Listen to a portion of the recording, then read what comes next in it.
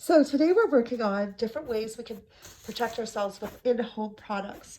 Say like products that we have in our houses, like this one, which is a really nice clear plastic bag that you can get from Home Depot. Big, huge plastic bag that you can see through. And it's really thick. So it's quite nice and they're quite big. So what you do is there's my dog Aurora over there.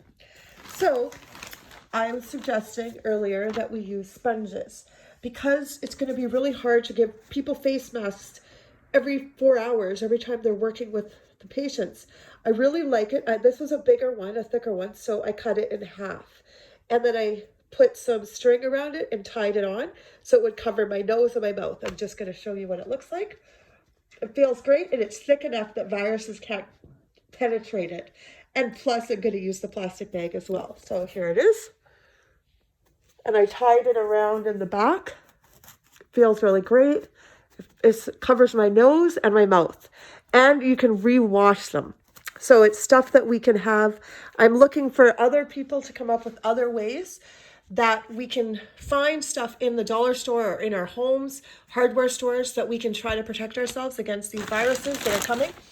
I prefer the bigger one and cut it in half so that you can use it twice. And these bigger, thick sponges are so great because it'll cover your whole face, your mouth, and your nose, and you can reuse them.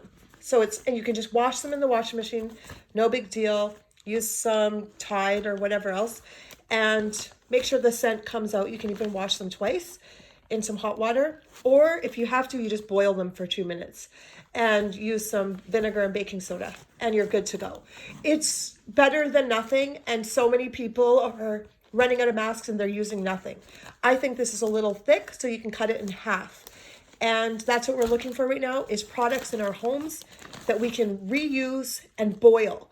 Disinfectant, pretty much nothing can live in boiling temperature. So including infectious diseases. So if you can find some products that you can boil in your home, it's for the short term until we can get a vaccine or something like that for this virus. And in the meantime, we have to find solutions in our homes because soon we may be trapped inside our homes. Let's figure out what we have in our homes that can be useful. Especially, I really like the snowboard and ski material. Those whole suits could help protect against this. And everyone has one in their house pretty much. Has the snow and ski, snowboard, goggles, and then you just disinfect those every day when you go out.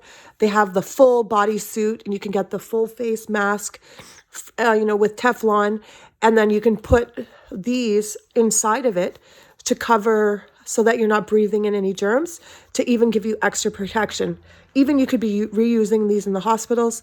Your ski or snowboard outfits, from head to toe, it covers you. You just use the Teflon, you cover it really tight against your ears, and then you wear your goggles. A lot of these things, you just add a mask, a Teflon mask with fleece to cover it even right up to here, and then just put your goggles on.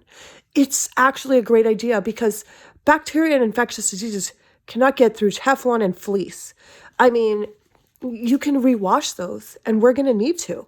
Not everyone's going to be able to afford, the whole world can't afford a full bodysuit every 4 hours, a change. Because every time you go to the bathroom, you open yourself up to all of that, you have to change it again. So even if the hospital staff was given the full bodysuits from ski and snowboard, and people started donating them to the hospitals to help them be able to help the people, it would be great. I would prefer that they just open up community centers and churches and put the people with flu-like viruses in there instead of bringing them into the hospital, because as you guys know, there's people that are sick and dying in the hospital, and this virus could be the thing that tips them over.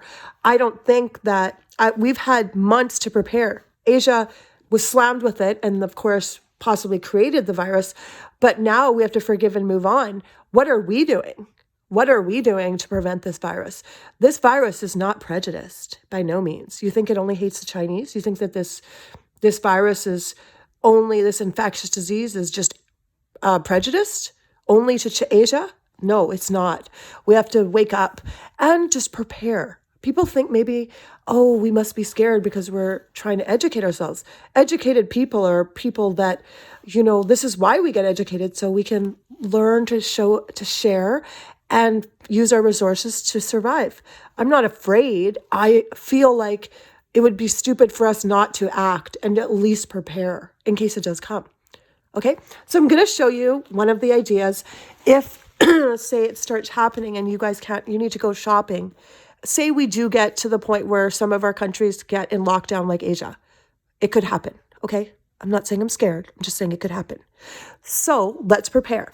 So this is one thing. So say you don't have paper mask and paper for your face and everything like that. Go to the hardware store, buy the big bags, and I'm going to show you what to do. I'm going to go right inside of it with the phone, okay? It's super cool, lots of space. These are the industrial bags. You can move your arms around. Like, look at my arms. I'm moving everything around. I can work. I can do anything. If I have to grab something, I can just put of course, gloved. It goes right to my knees. It covers my face, everything. To be extra safe, of course, I'm going to wear the sponge mask. I'm going to show you this in a second. So I would be wearing this to covering my face in the event that we don't have the resources very quickly if it does come. And I'm literally walking around. There's lots of room. It goes right to my knees. I got it from Home Depot. I use them all the time just for work. And tons of room for my hands to move around.